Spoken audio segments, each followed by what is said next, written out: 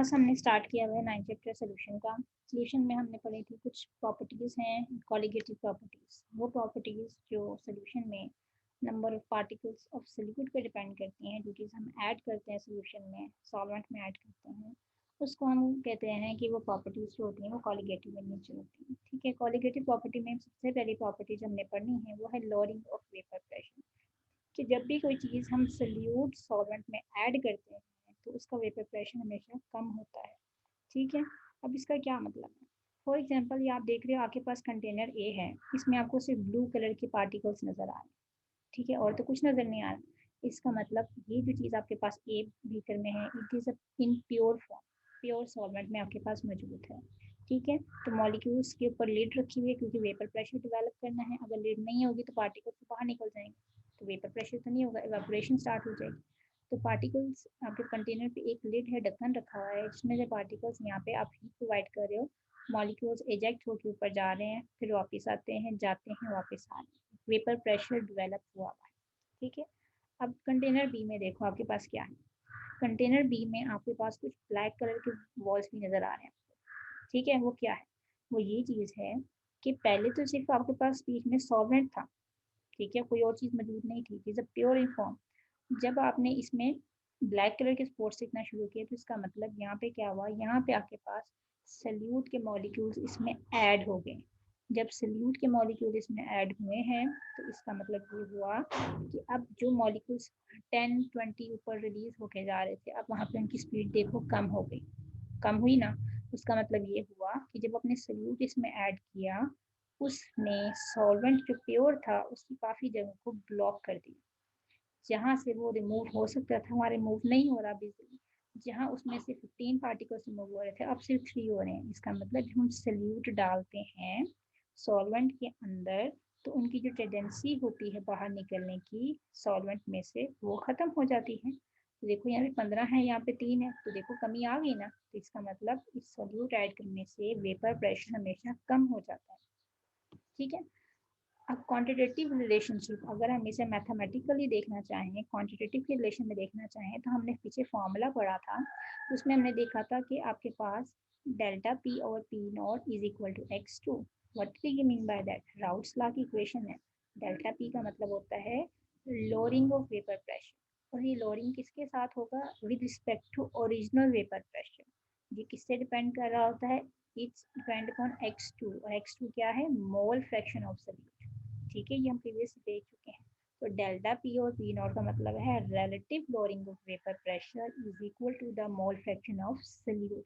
जितना आप solute add करोगे उतनी अमाउंट में वेपर प्रेशर में कमी आएगी। ठीक है, अब मैं कहती थी यहाँ पे x2 का फॉर्मूला खोल के लिखते हैं। तो x2 का मतलब क्या होता है? हम मोल फ्रैक्शन की बात जब करते हैं तो x2 का मतलब है we are discussing about second term. Second term क्या है? सॉल्यूट की। तो मोल फ्रैक्शन का फॉर्मूला क्या होता है? x2 is equal to n2 over n+1 n2। Mole fraction का मतलब जो चीज़ आप ले रहे हो उसको टोटल नंबर ऑफ मोल्स में डिवाइड करना। तो मैं 2 के मोल्स लूँगी तो ऊपर n2 आएगा, नीचे total n1 plus n2। N1 is from solvent और N2 for solute। ठीक है, अब मैं इस x2 की वैल्यू मेरे पास आ गई तो I can place it here. मैं x2 की जगह पे लिख सकती हूँ N2 ओवर n+1 N2।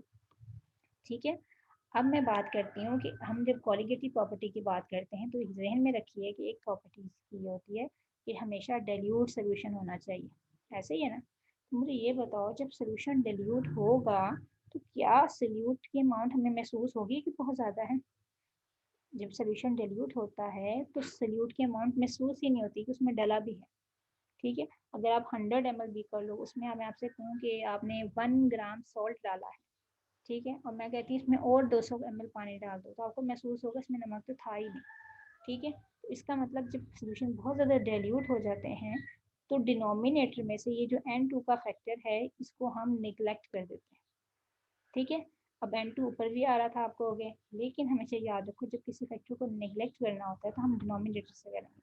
अगर आप N2 को ऊपर से निगलेक्ट कर दोगे तो आंसर तो सारे जीरो बन जाएगा, इसलिए हम डिनोमिनेटर से N2 को निगलेक्ट करते हैं, लेकिन ये साथ लिखते हैं कि आपके पास डाइल्यूट सोल्यूशन है। ठीक है, डाइल्यूट सोल्यूशन आपके पास मौजूद है। तो क्वेश्चन इक्वेशन क्या बनेगी? Delta P over P not is equal to N2 over N1। ठीक है। अब N2 का फॉर्मूला क्या होता है, इन टर्म्स ऑफ वेट अगर हमने कैलकुलेट करना हो तो नंबर ऑफ मोल्स होते हैं N2, ठीक है। Number of moles is equal to given mass over molar mass, ठीक है। अगर 1 की बात करेंगे तो N1 is equal to W1 over M1, N2 is equal to W2 over M2। हम देखो पहले मोल फ्रैक्शन से नंबर ऑफ मोल्स पे गए, फिर नंबर ऑफ मोल्स से किस में आ रहे हैं, हम शिफ्ट हो रहे हैं टुवर्ड्स मास। अब आपके पास इक्वेशन क्या बनेगी, ऊपर N2 के मॉलिक्यूल की W2 ओवर M2, नीचे WM ओवर M1। और आपको पता है जब फ्रैक्शन के नीचे फ्रैक्शन आ जाती है तो चेंज करता है, इधर लिखा जाएगा W2 ओवर M2 और यहाँ पे उल्टी जाएगा M1 ऊपर चला जाएगा तो M1 ओवर W1, ठीक है। तो क्वेश्चन क्या हो गया, क्वेश्चन नंबर 5 क्या बनती, lowering of vapour pressure is equal to W2 into M1 M2 into W1। अगर किसी टाइम पे भी आपको ये कहा जाए कि आप कैलकुलेट करो मोलर मास निकालो सल्यूट का from lowering of vapour pressure, तो क्वेश्चन नंबर 5 को यूज़ करके M2 की वैल्यू हम फाइंड कर सकते हैं, ठीक है। हमने किसकी वैल्यू निकालनी है, M2 की निकालनी है। तो M2 यहाँ पे क्या हो रहा है, डिवाइड हो रहा है, तो जगह क्या हो जाएगा, डेल्टा पी से मल्टीप्लाई, और डेल्टा पी वहाँ जाके मल्टीप्लाइड हो रहा है, इधर आ जाके क्रॉस हो जाएगा। तो आपके पास इक्वेशन बन सकती है M2 is equal to P not over delta P W2 M1 over W1। तो ये है equation lowering of vapour pressure का। जब भी क्वेश्चन आएगा तो ये सारा उसमें कंक्लूड होगा, ठीक है।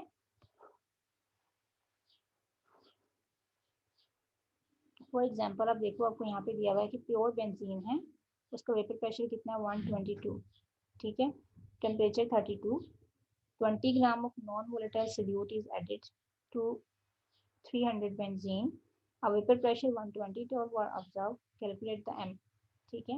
इसमें मैथ निकालने के लिए कहा है, सबसे पहले तो मैथ किसका निकालना है हमने, calculate the math of solute, solute है तो 2 लिखा जाएगा M2, सॉल्वेंट सोल्यूट जो ऐड कर रहे हैं वो कितनी अमाउंट में ऐड किया हमने 20 ग्राम, तो यहाँ पे वैल्यू किससे आ गई W की, सोल्यूट की जहाँ जहाँ वैल्यू होगी उसको 2 से शो करेंगे। प्योर सॉल्वेंट का वेपर प्रेशर कितना है 122, ठीक है। और जब आपने चीज़ डाल दी तो इसका वेपर प्रेशर कितना हो गया 120 टॉर, ठीक है, ये बना। अच्छा जी, उसके बाद आपके पास क्या है, दोनों का डिफरेंस निकाल के देखेंगे तो क्या आंसर आता है 2 टॉर, 120 माइनस 120 तो 2 टॉर आ गया। उसके बाद हमारे पास एक और चीज़ बताई हुई थी 300 ग्राम, ये 300 ग्राम क्या है बेंजीन का, यानी W1 का वेट क्या है 300 और M1 का मास क्या है 78, M2 तो हमने फाइंड करना है ना। तो सिंपल सा काम भाई, हमने फॉर्मूला जो भी फाइंड किया था डेल्टा पी और P not is equal to W2 over M2 multiply M1 W1, इसके अंदर वैल्यूज को पुट करेंगे तो आंसर क्या आ जाएगा 317.6 ग्राम पर मोल, ठीक है।